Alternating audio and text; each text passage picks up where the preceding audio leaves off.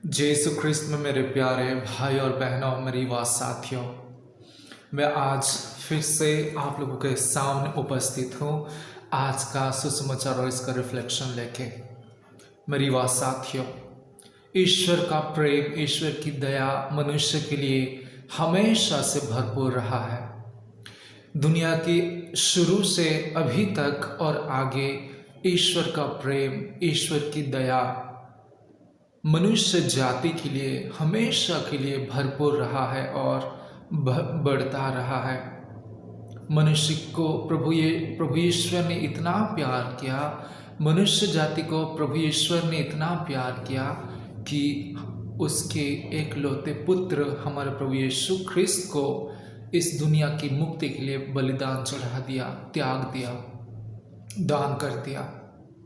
ये सिर्फ प्रेम का प्रतीक है। मेरी वाह साथियों, मैं आप सभी को आज का सुसमाचार और इसका रिफ्लेक्शन के लिए आमंत्रित करता हूँ। आइए आज के दिन के लिए प्रभु को धन्यवाद दें। उसके साथ साथ आइए मैं आप सभी को आमंत्रित करता हूँ आज का ये सुसमाचार और इसका रिफ्लेक्शन को सुनने के लिए। आज का सुसमाचार संत मार्कुस की अध्याय 3 पद संख्याएं 7 से लेके 12 तक लिया गया है। संत मार्कुस की अध्याय 3 पद संख्याएं 7 से लेके 12 तक लिया गया है। आइए सुनते हैं। समुद्र तट पर विशाल जनसमूह। ईसा अपने शिष्यों के साथ समुद्र के तट गए। गलीलिया का एक विशाल जनसमूह उनके पीछे पीछे हो लिया। यहूदिया, यरूशलेम, इदुमेया, यरदन के उस पार और तीरुस तथा सीदोन के आसपास से भी बहुत से लोग उनके पास इकट्ठे हो गए, क्योंकि उन्होंने उनके कार्य की चर्चा सुनी थी।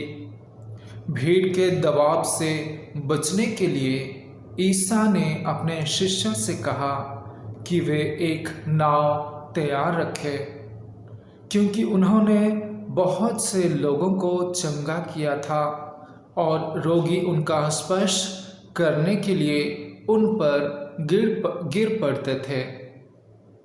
अशुद्ध आत्मा ईसा को देखते ही दंडवत करते और चिल्लाते थे, आप ईश्वर के पुत्र हैं। किंतु वह उन्हें यह चेतावनी देते थे कि तुम मुझे व्यक्त मत करो। यह प्रभु का पवित्र सुसमाचार है। ख्रिस्त में मेरी वाह साथियों, मेरे प्यारे भाई और बहनों, मेरे माता पिताएं, सभी को आज का ये सुसमाचार का रिफ्लेक्शन में यही देना चाहूँगा।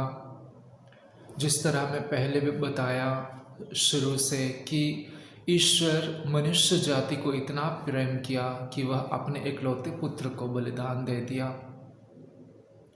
ईश्वर और मनुष्य के बीच में केवल एक ही संपर्क है, एक ही रिश्ता है, और वो है प्रेम का। मेरी वाह साथियों, यीशु मसीह धरती पर आए हम सभी को मुक्ति प्रदान करने, हम सभी को पापों से छुड़ाने, रोगों से स्वस्थ करने, हम सभी को राहों पर, अच्छे राहों पर, सत्य की राहों पर हम सभी को लेने के लिए प्रभु यीशु इस धरती पर आए। ईश्वर के द्वारा भेजे गए इस धरती को। मेरी वाह साथियों, आज का सुसमाचार हम लोग देखें, सुने, हम लोग इमेजिन कर सकते हैं, सोच सकते हैं कि किस तरह यरूशलेम, इज़राइल का हर शहर तथा नगर से, यरूशलेम, यरदन, बहुत सारे जगह से प्रभु के पास आते हैं लोग, और उनसे स्वास्थ्य पाने के लिए, रोगों से चंगाई पाने के लिए, अद्भुत ग्रस्त आत्मा से छुटकारा पाने के लिए लोग उनके पास आते हैं। और इतना बड़ा क्राउड, इतना बड़ा भीड़ वहाँ पे जम जाता है प्रभु यीशु के पास। प्रभु यीशु के अच्छे चमत्कार कार्य को सब कोई सुने थे, इसलिए वहाँ पे सब कोई पहुँच जाते हैं और इकट्ठा होकर प्रभु यीशु को देखना चाहते हैं, प्रभु यीशु को छूना चाहते हैं ताकि वो चंगाई पा सके। मेरी बात साथियों, मैं यहाँ पे आप सभी के लिए एक बात रखना चाहूँगा। आज हमारे जीवन में बहुत सारे मंडली है, बहुत सारे डिनोमिनेशंस है, जहाँ पे हम लोग यहाँ से वहाँ भटकते हैं, वहाँ से यहाँ भटकते हैं। हम चाहते कि हमको वहाँ मुक्ति मिलेगी, यहाँ मुक्ति मिलेगी, हम लोग भटकते रहते हैं। हम लोगों का जो विश्वास है कहीं पर स्थिर नहीं है। आज आप लोगों को क्या लगता है, जो लोग उनके पास आते हैं, जो लोग उनके पास आके चंगाई प्राप्त करना चाहते हैं, उनके मन में क्या होगा? बस चंगाई प्राप्त करना, बस शुद्ध हो जाना, कि वे दिल से विश्वास करते थे यीशु को कि वो ख्रिस्त थे, मसीहा थे, ईश्वर के पुत्र थे बोल के वो विश्वास करते थे।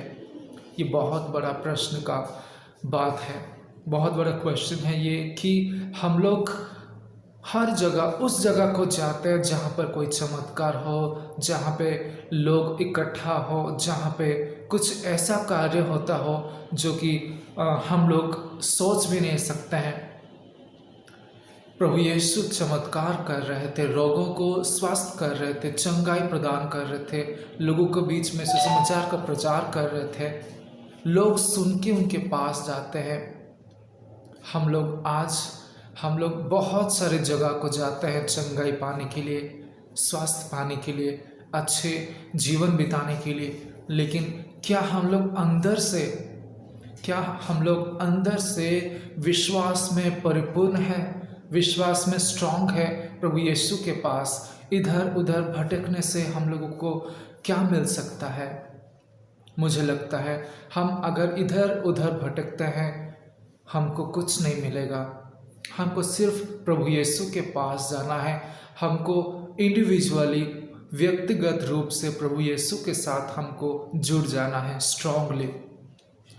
बहुत सारी जगह पे बहुत सारा चीज़ घटता है, बहुत सारा मिराकल्स, बहुत सारा अच्छी कार्य होती है। हम लोग वहाँ पे जाते हैं और हम लोग एक सेल्फिश मोटिव, एक स्वार्थ को लेके जाते हैं, आशा को लेके जाते हैं कि हम लोग चंगाई पाएंगे, हम लोगों का ये ठीक हो जाएगा, वो ठीक हो जाएगा, मेरा परेशानी दूर हो जाएगी, मैं मुश्किल में हूँ, मुश्किल मेरा चला जाएगा।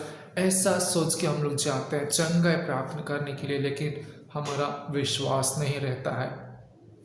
एक बार हमारा चंगाई प्राप्त हो जाता है, ईश्वर से प्रेम दया का प्राप्ति हो जाती है, उसके बाद हम लोग प्रभु ईश्वर को, हमारे यीशु मसीह को हम लोग धीरे धीरे भूलने लगते हैं। आज कितना क्राउड वहाँ पे इकट्ठा है, यीशु मसीह के ऊपर पड़ जा रहे थे, गिर जा रहे थे, और यीशु मसीह क्या करते हैं, नाव में जाके बैठ के वहाँ से लोगों को प्रचार और चंगाई प्राप्त कर रहे थे।